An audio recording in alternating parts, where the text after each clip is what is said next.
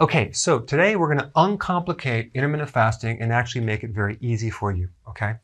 It's actually quite simple. I mean, intermittent fasting is basically not eating, okay? So it's not starving, it's just you're omitting all these frequent meals. It's actually very, very simple, but a lot of times people complicate it. They want to know, can I have my supplements?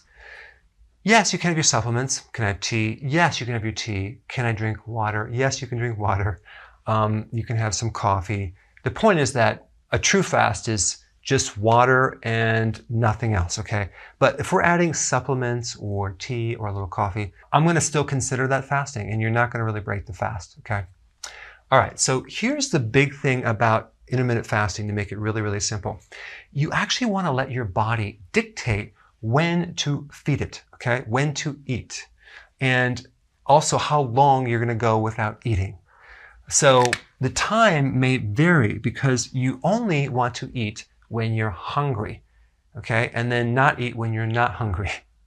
And it might sound really simple, but sometimes you have to explain it to people because at the first hint of a little slight hunger, people just start eating. I'm like, that's not what we're talking about. Because even in the morning at 8 o'clock a.m., you have a hormonal spike of cortisol, okay? That's an adrenal hormone, that's a stress hormone. That will make you a little hungry. So you may find right in the morning, wow, I'm hungry, and then that passes, and then you're not hungry. So slight hunger is, you want to just keep going, ignore that. What I'm talking about is a strong hunger. You have stomach pains, you start getting lightheaded, weak, grouchy, okay? That means it's time to eat, okay? Especially in the beginning, you're going to have this, you're going to feel fine, all of a sudden you're going to have these symptoms, and that's just a blood sugar crash.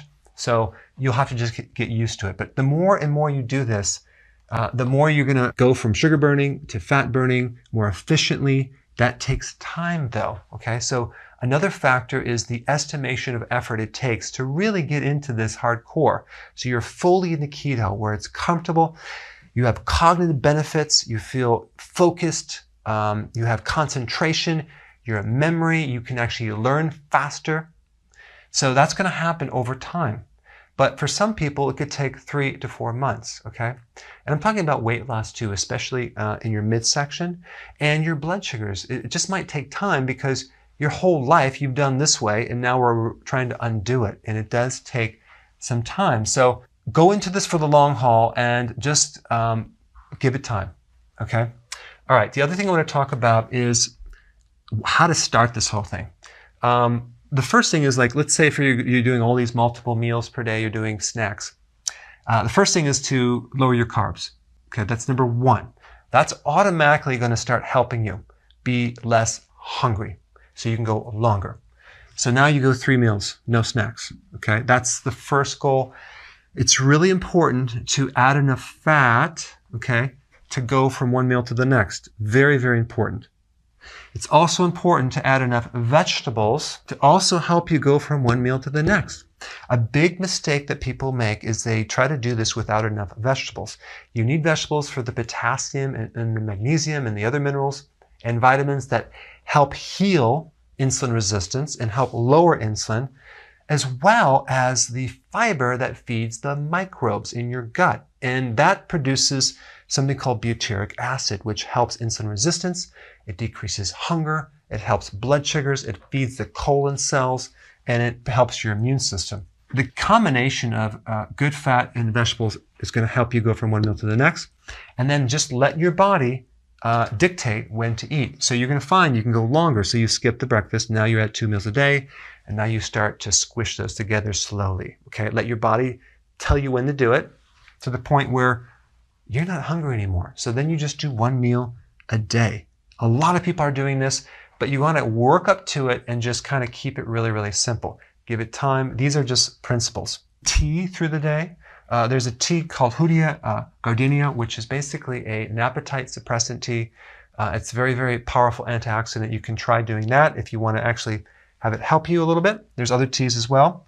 You can keep very, very busy because there's nothing worse than you sitting at home in front of the computer and watching the clock, like when am I going to eat?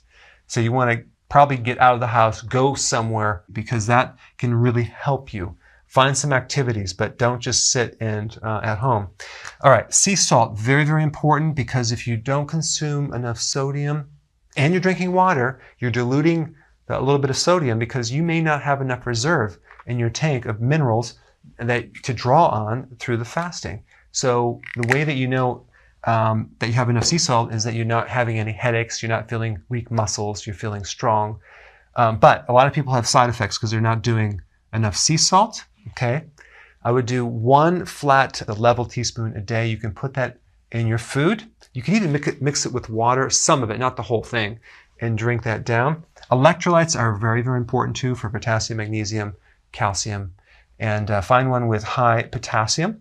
And then that will actually also help you have energy through this as well, because when you make the transition, you need these nutrients. You'll also need B vitamins too. So I just want to throw that out there. Nutritional yeast tablets would help you, but that will just make the transition smoother. The last thing I want to talk about is just make sure that you prepare for what you're going to be eating. So let's say, for example, you don't really know when you're going to eat because you're going to go as long as you can until you're hungry. Bring your food with you if you're going somewhere, but just be prepared, because what we don't want to do is be like, wow, now I'm really hungry and I have no more food. Because the problem with intermittent fasting is that the timing of it, sometimes it's hard to time exactly when you're going to eat and coordinate that with other people. So have your food available so you can go to the correct food. And if you don't know about that, I put a link down below. I think I uncomplicated the intermittent fasting, and I think I made it easy for you, hopefully. Let me know with your comments below.